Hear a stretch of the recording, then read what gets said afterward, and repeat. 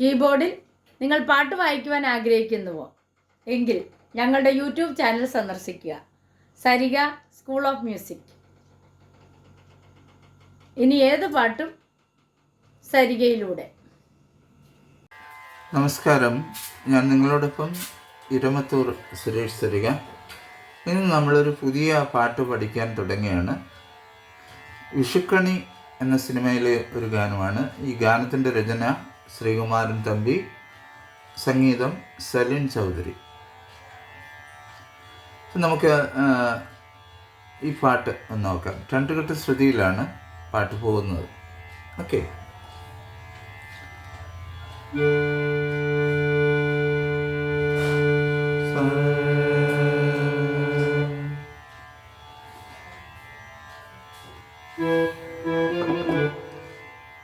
re re re re garisa re garisa re garisa ni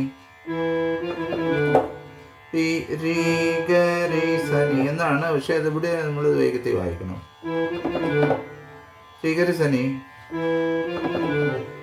ഈ ഗായും നീയും ചെറുതാണ്. ഇങ്ങനെ ഒരു വരലുണ്ട്. രീ അന്തരസ്ഥായില്ലേ. അപ്പോൾ ഇത് വായിക്കുമ്പോൾ രീഗരിസനി ഇച്ചിരി വേഗത്തിൽ വായിക്കണേ. രീഗരിസനി മലർ മലർ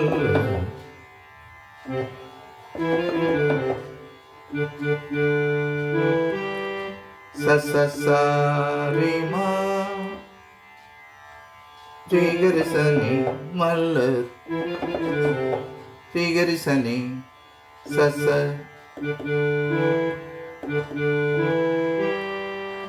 സസരിമാ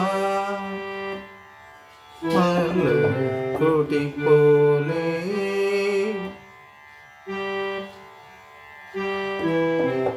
വർണ്ണ മാരിനി മാരിനി വർണ്ണ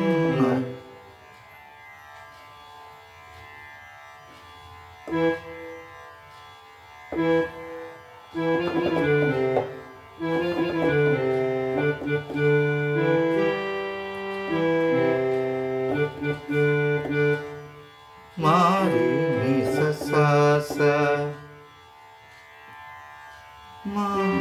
മാരി നീ സസാസ. ഇപ്പൊ രണ്ടുകൂടെ ചേർത്ത് വായിക്കുമ്പോൾ തൊടി പോലെ വർണ്ണ തൊടി പോലെ. മനസ്സിലായി?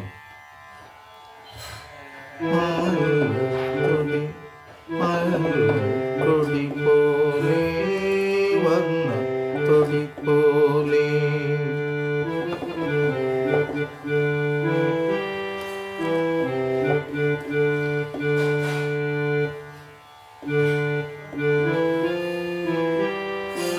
സരി ഗരി മാഗ മാമ സരി ഗരി മാഗ മാമ സരി ഗരി മാഗ മാമ ഗരിസ ഗരിസ. ഇപ്പൊ മൊത്തമായിട്ട് വായിക്കും. സരി ഗരി മാഗ മാമ ഗരിസ സ സ സ രി ഗരി സനി സ സ സ രി ഗരി സനി സ സ സ രി ഗരി സനി. ഉറങ്ങൂ നീയൻ മടിമേലേ. നമുക്കിത് നമ്മൾ പഠിച്ചത്രയും നോക്കാം. തൊടി പോലെ വർണ്ണ തൊടി പോലെ മല തൊടി പോലെ വർണ്ണ തൊടി പോലെ മയങ്ങൂ നീയൻ മടിമേലേ. ഇത്രയും ഭാഗം തന്നെ ഒരു സംഗതി പോലെ വീണ്ടും വരുന്നുണ്ട്.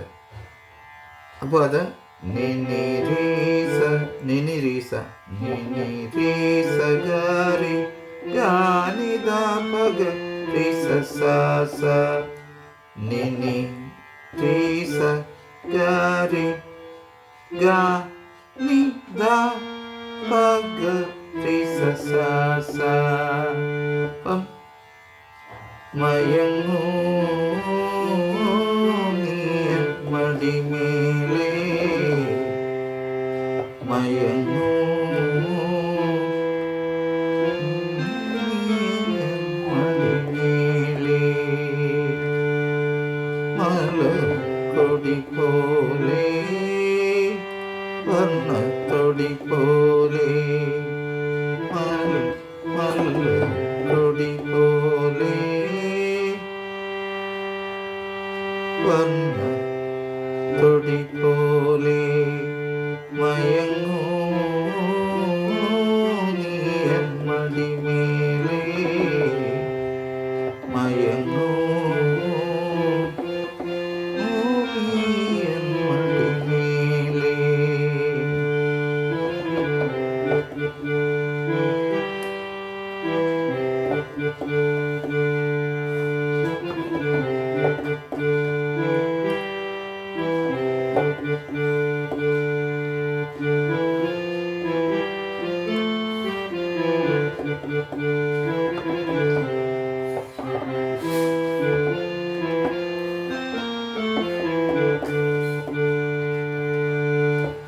ഇത്രയും ഭാഗമാണ് നമുക്ക് ഇന്നത്തെ ക്ലാസ്സിൽ പഠിക്കാനുള്ളത്. വളരെ നല്ലൊരു പാട്ടാണ്.